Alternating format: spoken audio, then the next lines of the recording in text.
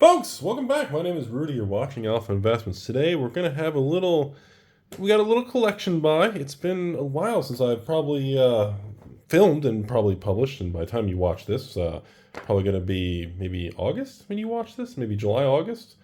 So, obviously, the magic market continues to be pretty rough. We have some sealed packs. So we've got the Busta. And we've got an Arabians pack over here. Usually, unfortunately, I always have to pay pretty crappy prices, at least in my opinion, compared to what some people are willing to pay on eBay for loose packs like this for the risk of them being searched. Some look pretty good, like when I see stuff like this in the edge like that, you see how this pack looks like it's been creased quite a bit and moved around. That's a little uncertain. See, we want to have all of them look like this. See how this here, well... See, when you have a lot of crease lines, that's usually what's involved. Like, see, that looks good. Let's see how there's very little rare and, like, actually marks of pushing cards and actually searching. That's usually a good sign on there.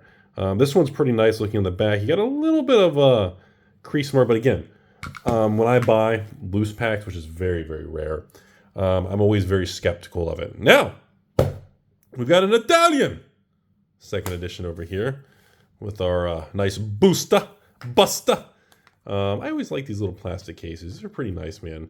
Again, overall, I'm usually not a big fan of buying these things very loose like this, but every once in a while I do get them inside of collections. So today we're going to hop right in. We're going to start with the goodies here. I haven't really filmed and shared a collection of these with you guys in a while, with all the drama and the news cycle and everything. Let's take a look at what we have. It looks like Alpha Rares. Inside top loaders with fancy bags, I guess. I don't know why people spend money on these bags, but okay. So the top loaders with, okay, a bag, and the card's got an inner sleeve. All right, so anyways, we got an Alpha Rock Hydra. Beautiful. Looks like we had definitely a very well-loved played living artifact. Bad Moon from Alpha. There's a piece of history, man. Again, yes, these are not minty. I wouldn't grade these or anything like that, but they are quite, they are definitely the real deal on there. A nice little two-headed Rudy. Always, two heads are always better than one. Got the old Word of Command. I always felt this was one of the most underappreciated Alpha cards. We got the old Timberwolves. Kind of a meme rare, but I was always a fan. Fun fact on Rudy history here. My Alpha PSA 10 Timberwolves that I acquired about 14 years ago. I actually received it. The only PSA 10 Alpha Timberwolves I had was a gift from actually a long-time person. I don't even know if the gentleman is alive anymore. It's the nicest guy. This dude and his wife. His name was, I think, Bastion. And I don't know whatever happened to the guy. And he sent me one as a gift after doing multiple transactions in business from 05 to like 08 range. And I still have it, man. And again, for the record, a Timberwolves back then was almost worthless. Like a PSA 10 Alpha Timberwolves at the time, it was like a $50 gift. It wasn't I know some of you are like, oh my God, who would gift Rudy a PSA 10 Alpha? Especially a rare. Just for the record, it wasn't even like a $100 card back then. Anyways, I thought that was a cool story. Every time I see that, I think about it. Uncommon Warlord, ripped muscle, kind of 80s, Conan the Barbarian, Xena Warrior Princess Hercules vibe. Love it. The Royal Assassin on here. We got, looks like DMG. We got some damage written on there. All right, so I'm kind of curious on this one here. For the video, is this one particular? Is this card inked? Is that the kind of damage? What kind of damage we got here, folks? Is it inked or just straight up worn out? Is she high mileage? What's going on here? So we got a lot of wear. Ooh, surface. Oh wait, I see surface denting there too. Oh, there's the damage. Oh, dang, that is damage. Is that a crease almost right in the middle of the card? And we got a crease line right here. We got a nasty dent crease right there. Oh, that's nasty. What does the front look like? Not as bad on the front. It's got to be a binder ding. It's got to be a binder ding, man. Every time I see weird things like that, it has to be a binder. Oh my God, I can't even use the sleeve. I like sitting back and relaxing with you guys and doing these type of videos, man. It's so much fun. I'm going to get rid of that. All right, so what we got coming up next? All right, we got the old Jade Monolith, one of the crappy meme rares. Jade statue. Rudy bought a bunch of those recently in a video. Earthquake. Again, very loved, well-loved. Ooh, Will-O-the-Wispy. Now there's a nice little Alpha hit, man. Absolutely love it. Heading off to the Rudy Vault. Beautiful Alpha Willow. The Illusionary Mask. This one and the other one was my favorite. No, not Gauntlet of Might. Dolomite was always one that everybody knew was like a meme. You knew it was expensive. It was well known. Oh my God, it's gonna kill me now. Cyclopean Tomb. Oh my God, sorry. Cyclopean Tomb in Illusionary Mask for the two I always really was most excited about. Oh, there's all the alphas. So we are going to Legends now. Original OG Elder Dragons. Palladia. We got Mrs. Lady over here. Beautiful. Arcades. Saboth. We got Kerkeep, Mr. Warcraft Man over here. We got Oakenshield. Dr. V. We got Chromium. Dak and Black Blade. We got, hey, all right, Arabian. So, all right, so I thought, I can't remember how long. I thought these were all alphas, but so we got Legends there. Arabian Nights, Ring, allowed. Hey, Jihad. I guess, are we allowed to talk about that? We got another Ring. I'll put you two together. And then we got, oh, unlimited cards. Well, a couple unlimited cards. We got a Contract, a Two-Headed, and an Attorney. And in the back here, a Random Cleanse. We got, ooh, oh God, what happened to that Tundra? Holy smoke of Roonies. Oh my God, is that not only that damage, is that inked? Is that like black ink all over? What the heck happened to this thing? Holy smokes. It's got more money in packaging than the card's worth. Holy crap. Jeez, that black mold? What the hell happened to that card? Is it inking? I think there's Sharpie on there and everything. Good Lord. That is, okay. We got a unlimited Tundra, what's left of one. And of course, we got the bargain over here. Very nice. Heavy plate, huh? Those old foils. Oh, wait, that is pretty rough. Those old foils, man, those things are tough to keep in good condition.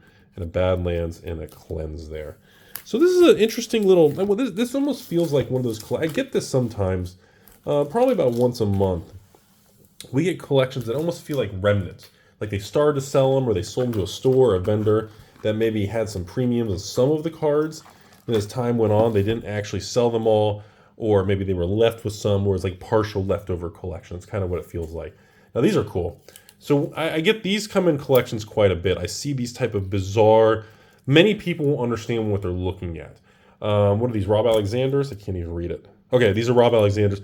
So all these weird, I call them APAC style. There's Guru lands, APAC lands, Ed Beard lands. There's a lot of unique old promo basic lands.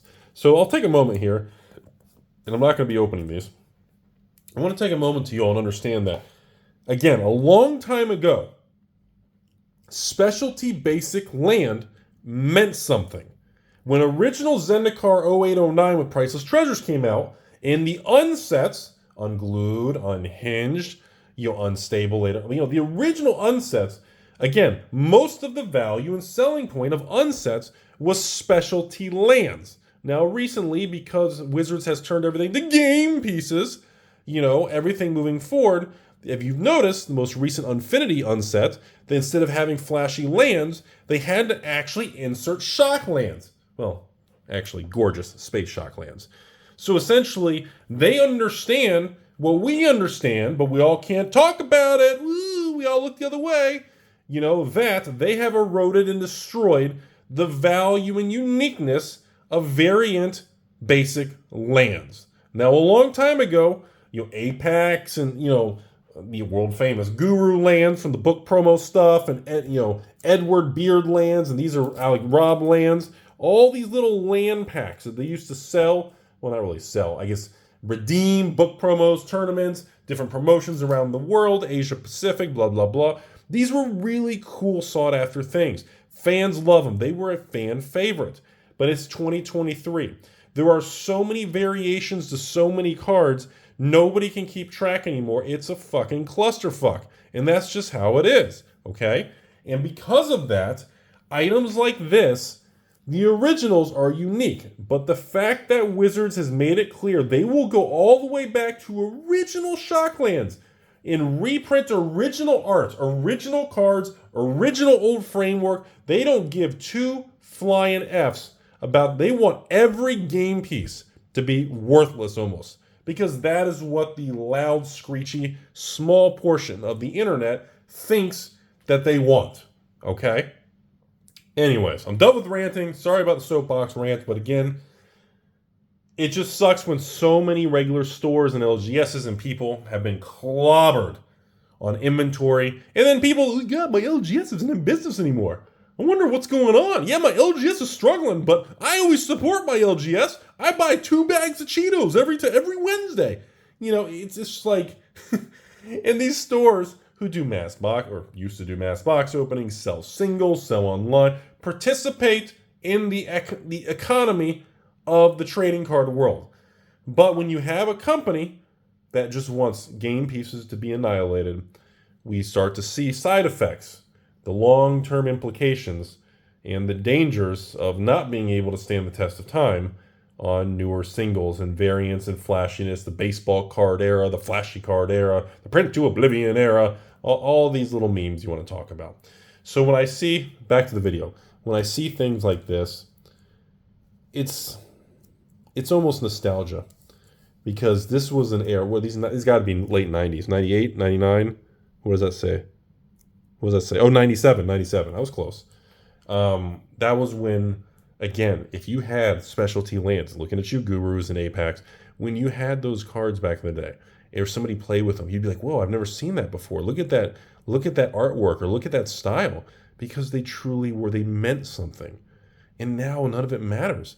Even when we do the new Wildsville Drain box openings, even when we do everything from the Stepmom set to the Phyrexia sets and Streets of Barry Manilow, all these, I mean, look at all these. There are so many full art lands. I can't even tell you how many there are. Nobody can really collect and understand the sheer volume. It's destroyed. It's over. And you really can't backpedal and fix that. It is over. It's done. You can't undo what has been done. We can all move forward, and we can avoid those particular cards or particular categories, but it's done. It's over with. It will not recover. There will never be a time when all these basic lands, people are trying to collect them all. Like, Pokemon was built on gotta catch them all. Which means, you gotta collect them all. You gotta keep searching and being a part of it. But, Wizards has ended that. And that's, it's very sad to see. And more than anything, it makes old man Rudy feel disappointed.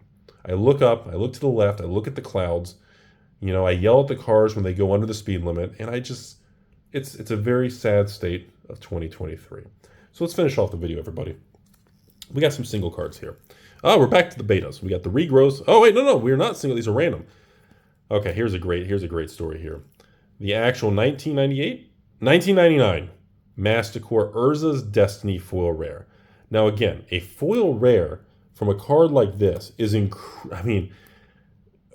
don't even want to get into this video about the difficulty of getting foil rares from an Urza's block. It's when foils were so special. If you had it, people would lose their mind. And that was the original intention of foils. Foils were supposed to be so special, when somebody had it, you were surprised and excited to see it.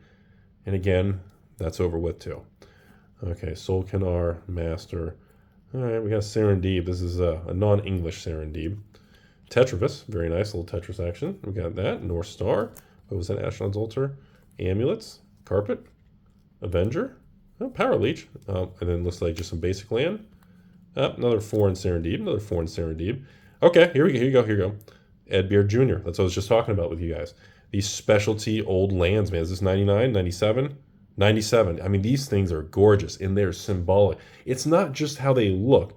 These things represent something. Oh, man, look at that. Oh, my God, that looks awesome. Look, these things represent something special. And unfortunately, that specialness doesn't exist anymore. And that's what sucks, man. Ending the video. Ooh, look at that Crusade. Ooh, that is damaged. It's all damaged. Holy crap, is that actually bent? I think that's inking too. Ouch. Anyways, folks, Force of Nature. We got looks like an Anka Maeshra. Ooh, a damaged Maeshra. Ooh, a bent one. And a Stasis. I kind of deflated myself in rambling, but I'm going to let it be. Thanks for watching, folks. Have a beautiful day.